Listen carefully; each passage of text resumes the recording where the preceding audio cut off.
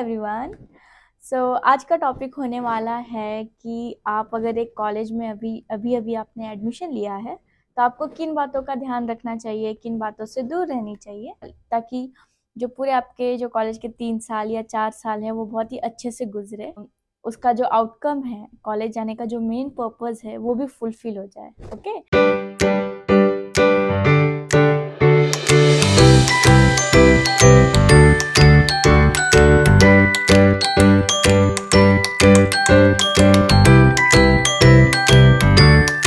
तो ये 10 चीज़ें कुछ ऐसी हैं जो मुझे लगता है कि हर एक स्टूडेंट की लाइफ में ये बहुत इम्पोर्टेंट रोल प्ले करती हैं। इनमें से कुछ चीज़ें हैं जो मैं अभी भी, इवन दो मैं स्टूडेंट नहीं हूँ, फिर भी मैं फॉलो करती हूँ और मुझे लगता है ये शायद काफ़ी टाइम तक आगे मेरे साथ रहने वाली हैं। अगर आपको अच्छे प्लेसमेंट्स चाहिए या फिर करियर में अच्छा करना है, अच्छा स्किल सेट चाहिए, तो उसके लिए ये चीज़ें बहुत इंपॉर्टेंट है। तो आप एंड तक इस वीडियो पे बने रहना। अगर आपको कुछ फिर भी डाउट हो तो आप मुझे नीचे कमेंट सेक्शन में ज़रूर बता सकते हैं। तो चलिए शुरू करते हैं। तो सबसे इम्पॉर्टेंट टॉपिक ये है कि आपको ये समझना है कि आप कॉलेज जा क्यों रहे हो। ठीक है, सुनने में थोड़ा फनी लगेगा, पर उसके 2-4 वजह हो सकती हैं। पहला, ऑफ कोर्स आपको आपका करियर बनाना है। दूसरा, मे बी आपके फैमिली को सपोर्ट करना है या सोसाइटी को सपोर्ट करना है। तीसरा, आप अच्छा बोल सकते हो कि अच्छा इंसान बनना है। जब आप पढ़े लिखे इंसान, एक बुद्धिमान या विद्वान बन जाते हो तो आपका नज़रिया बहुत बदल जाता है चीज़ों को देखने की तरफ। और हाँ, मतलब आप ओवरऑल आप एक बेहतर स्किल्ड पर्सन बनना चाहते हो, जिसे कुछ चीज़ें अच्छी आती हैं, आप कुछ नया सीख सकते हो, है ना? तो ये सारी चीज़ें होती हैं। तो जैसा कि मैंने कहा कि कॉलेज जाने का मेन पर्पस जनरली लोगों का होता है कि करियर को अपना स्ट्रांग बनाना, फाइनेंशियली इंडिपेंडेंट होना, फैमिली की हेल्प करना, फैमिली को फाइनेंशियली सपोर्ट करना, प्लस सोसाइटी को भी आप कंट्रीब्यूट करते हो। जब आप एक अच्छे अच्छे इंस्टीट्यूट से पास आउट होते हो, अच्छे इंजीनियर बनते हो, अच्छे डॉक्टर बनते हो, अच्छे लॉयर बनते हो, तो किसी भी कॉलेज को, किसी भी एकेडमिक्स को शुरू करने से पहले हमारे दिमाग में एक चीज़ होनी चाहिए कि हम ये शुरू क्यों कर रहे हैं। ठीक है, तो जैसा कि मैं अक्सर अपने हर वीडियो में कहती हूँ कि माइंडसेट इज़ अ की, राइट। अगर आपके दिमाग में ये चीज़ आ गई है कि हाँ, मैं जा रही हूँ कॉलेज तो इस चीज़ के लिए जा रही हूँ, तो वो सबसे इम्पोर्टेंट चीज़ होती है और वो बहुत ही मेजर रोल प्ले करती है। अगर आप बस एवं ही जा रहे हो, आपको इतना गोल नहीं है, ठीक है, एक टाइम के बाद धीरे धीरे लोगों के गोल्स चेंज होते हैं, और या फिर अगर आपके ऑलरेडी कोई गोल है उसमें और स्ट्रॉन्ग और स्ट्रेंथ आ जाती है, वक्त के साथ साथ उसमें और स्ट्रेंथ आ जाती है, या फिर वक्त के साथ साथ वो वीकन भी हो जाते हैं। ठीक है, बट स्टिल आपका पहला माइंडसेट होना चाहिए कि क्लियर, मतलब क्लैरिटी होनी चाहिए कि आपने ये स्ट्रीम चूज़ की है, आपने ये कॉलेज चूज़ किया है, तो उसके पीछे आपका मकसद क्या है, आप क्या आउटकम चाहते हो, या आप अगर अपने लाइफ के 3 साल या 4 साल किसी कोर्स को दे रहे हो तो इस कोर्स से आप क्या सीखना चाहते हो, वो एक आउटकम आपका होना चाहिए। तो नंबर 1 इज़ माइंडसेट। ओके। और सेकेंड स्टेप है कि college does not define you.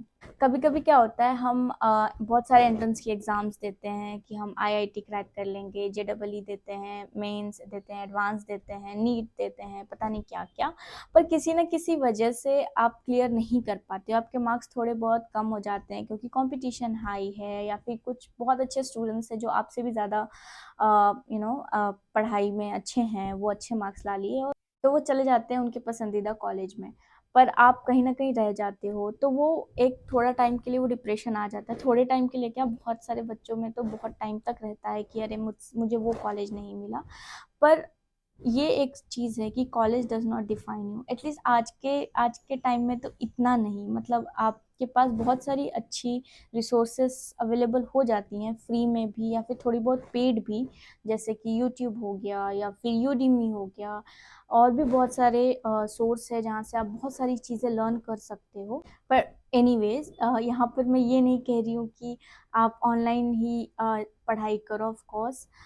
मेरा मेन कहने का मतलब है कि इवन दो अगर आपको कॉलेज अच्छे नहीं मिले जो आप चाह रहे थे, तो बहुत ज़्यादा डिप्रेस होकर आप सिर्फ अपना नुकसान करोगे, है ना?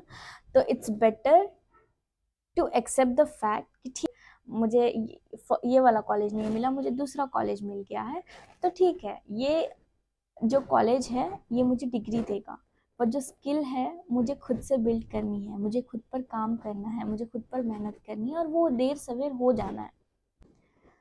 उसके बाद कम्युनिकेशन स्किल आप बोल सकते हो, क्योंकि अगर कल को आपको कॉलेज प्लेसमेंट्स में बैठना है तो पहला राउंड जो होता है वो जीडी होता है मोस्ट प्रोबेबली, या फिर एप्टीट्यूड टेस्ट के बाद जीडी होता है, ग्रुप डिस्कशन। वो सिर्फ इंटरव्यू प्रोसेस के लिए नहीं है, इन जनरल इन लाइफ में भी आपको आगे आपको अपनी बात रखने आना चाहिए। ओके तो ऑफ कोर्स लैंग्वेज किसी कुछ स्टूडेंट्स के लिए लैंग्वेज बैरियर हो सकता है, कुछ स्टूडेंट्स के लिए लैंग्वेज बैरियर नहीं भी हो सकता है, वो इंग्लिश मीडियम के होते हैं या फिर अच्छे मीडियम के बच्चे होते हैं। तो फिर भी आपको अपनी कम्युनिकेशन स्किल पर ध्यान देना है। जब मैं कम्युनिकेशन की बात कर रही हूँ इसका मतलब ये नहीं कि सिर्फ आपको इंग्लिश आनी चाहिए या फिर कोई और भी भाषा, सिर्फ भाषा नहीं आनी चाहिए। उसमें बहुत सारी छोटी छोटी चीज़ें होती है, जैसे कि नॉलेज ऑफ द टॉपिक। आपको नॉलेज होना चाहिए कि आप किस टॉपिक पर क्या बात करना चाह रहे हो, ठीक है। उसके लिए, और अगर नॉलेज चाहिए तो आपको खुद को पढ़ना पड़ेगा, राइट।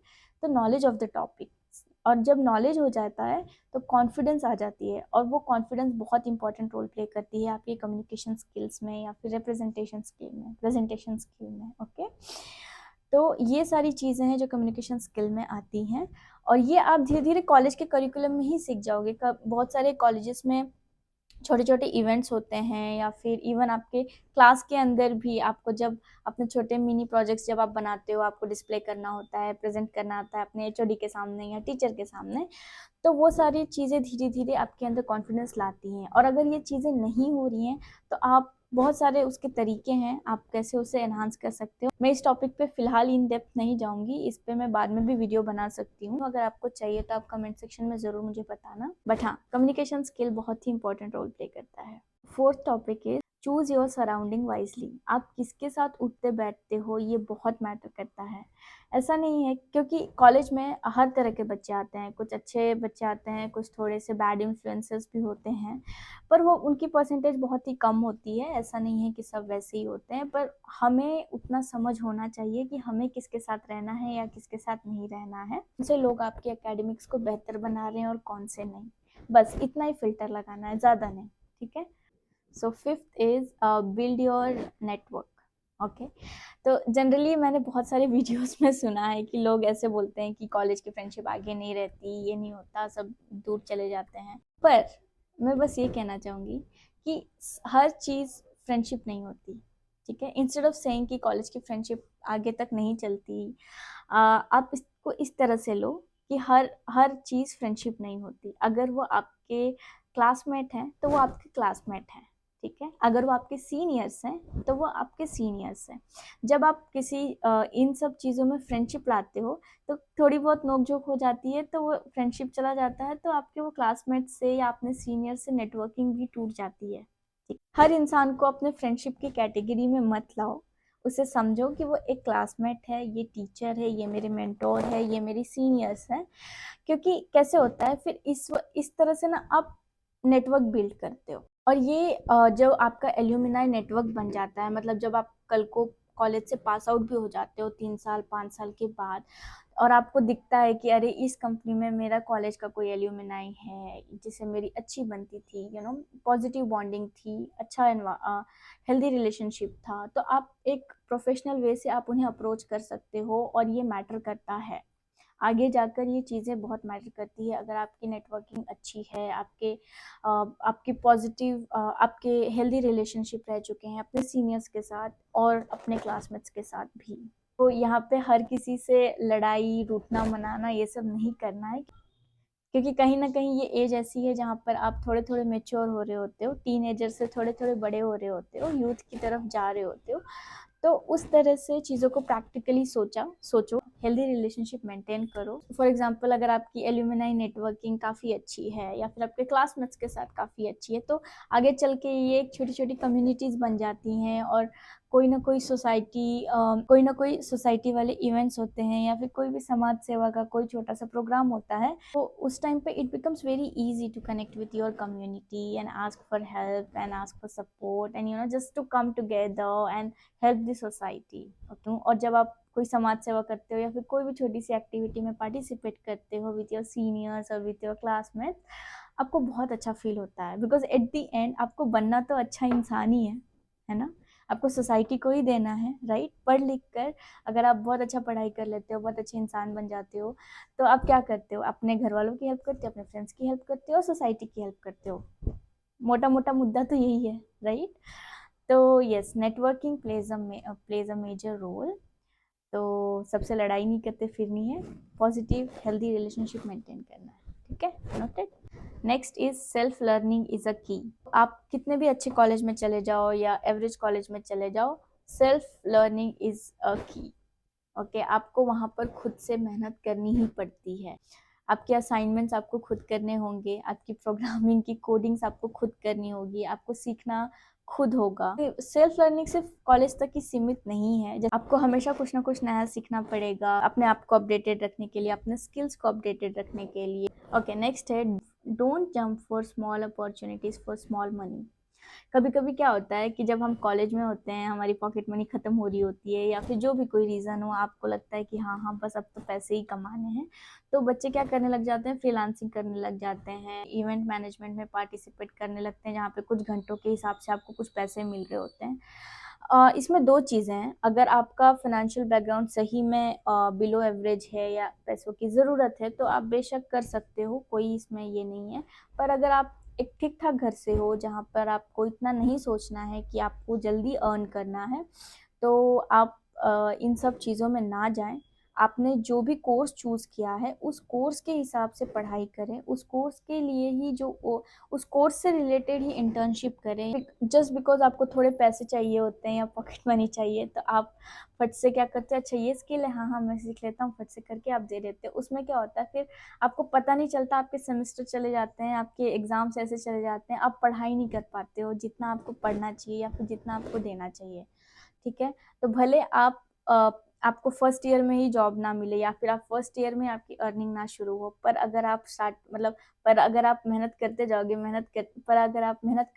करते जाओगे तो थर्ड ईयर या फिर एंड होते होते कॉलेज प्लेसमेंट जब आती है, तब आपको एक बहुत ही अच्छा डिसेंट पैकेज मिल जाएगा, ठीक है। तो उसमें कोई हरी नहीं करना है, अगर आपको सच में पैसों की ज़रूरत ना हो तो। Okay, next is T shape skill set.